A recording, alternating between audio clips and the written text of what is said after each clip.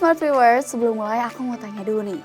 Smart Viewers, pernah nggak sih kalian ada di posisi tiba-tiba diabaikan sama seseorang?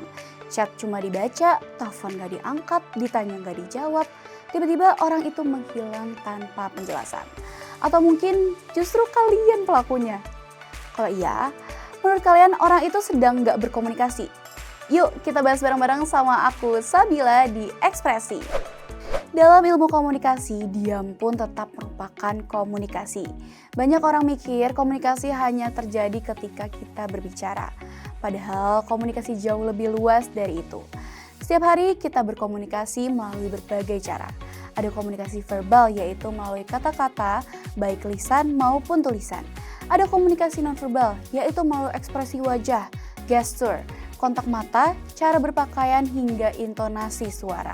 Bahkan jarak saat berbicara dengan seseorang juga bisa menyampaikan pesan. Misalnya berdiri terlalu dekat atau terlalu jauh. Selain itu, ada juga komunikasi melalui sentuhan, seperti berjabat tangan atau menepuk bahu.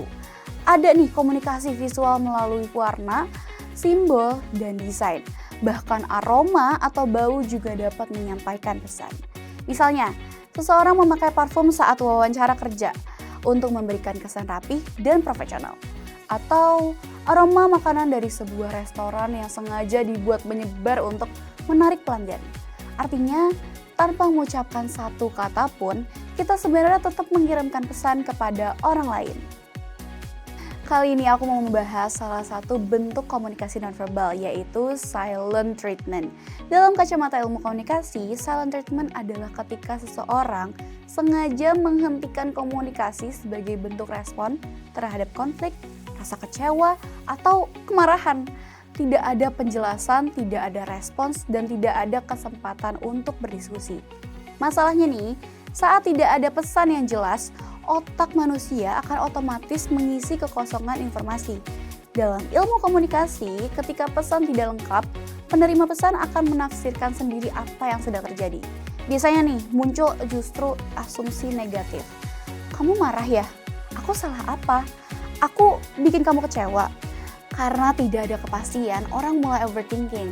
Mereka terus mencari jawaban yang sebenarnya belum tentu benar. Akibatnya muncul rasa cemas, insecure, bahkan menyalahkan diri sendiri. Padahal bisa aja kenyataannya berbeda. Selain itu, silent treatment juga bisa dilihat dari sisi kekuasaan atau power dalam komunikasi. Komunikasi bukan hanya soal bertukar informasi, tetapi juga tentang siapa yang mengendalikan jalannya interaksi. Yang diemin mengatur jalannya komunikasi, yang didiemin malah jadi overthinking. Karena itulah, dalam ilmu komunikasi, silent treatment sering dianggap sebagai bentuk komunikasi pasif-agresif. Kenapa sih disebut pasif-agresif? Karena seseorang sebenarnya ingin menyampaikan rasa marah atau kecewa, tetapi tidak mengatakan secara langsung. Pesannya tetap ada nih, tetapi disampaikan melalui diam, menghindar, atau menghilang. Akibatnya, lawan bicara dipaksa menebak sendiri isi pikiran orang tersebut. Padahal, komunikasi yang efektif seharusnya mengurangi kesalahpahaman, bukan membuat orang saling menebak. Namun, kita juga perlu membedakan nih silent treatment dengan mengambil waktu untuk diri sendiri atau healthy space. Smart Viewers, tidak semua orang yang memilih diam sedang melakukan silent treatment.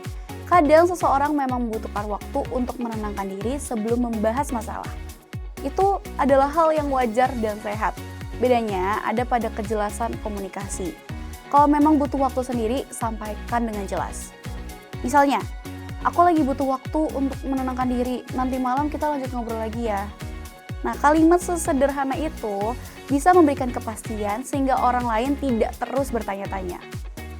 Lalu bagaimana solusi yang disarankan dalam ilmu komunikasi? Jawabannya adalah komunikasi asertif. Komunikasi asertif berarti menyampaikan perasaan secara jujur, terbuka, tetapi tetap menghargai lawan bicara.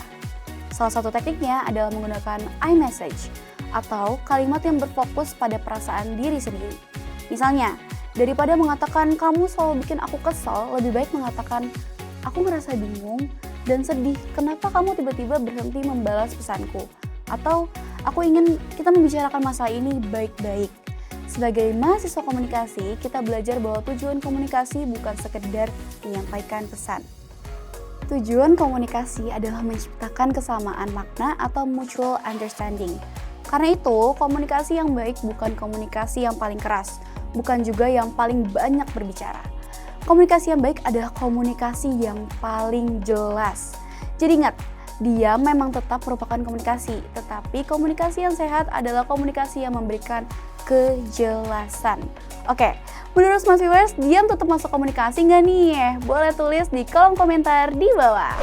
Sekian dari aku Sabila, semoga bermanfaat ya Smart Viewers. Dadah!